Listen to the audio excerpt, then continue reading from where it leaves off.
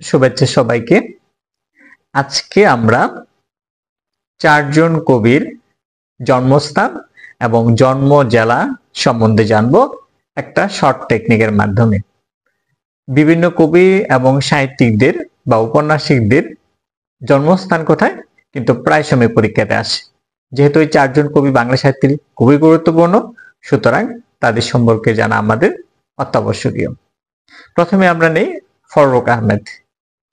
ফররুখ আহমেদ এই শব্দের সাথে অর্থাৎ প্রত্যেকজন কবির সাথে আমরা অতিরিক্ত একটা অংশ যোগ করব। এই অতিরিক্ত অংশটুকু মনে রাখা গেলে কেবলমাত্র এই তাদের জন্মস্থানটা মনে রাখা সম্ভব খুব দ্রুত সময়ে।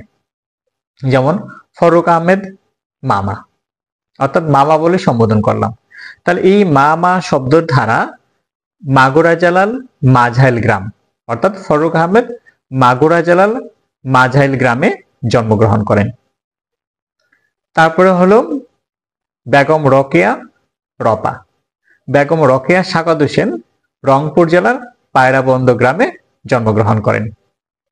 তারপরে সুফিয়া কামাল বসা বরিশাল জেলার শায়েস্তাবাদ গ্রামে জন্মগ্রহণ করেন। মাইকেল মধুসূদন দত্ত যশোর জেলার সাগরদাড়ি গ্রামে জন্মগ্রহণ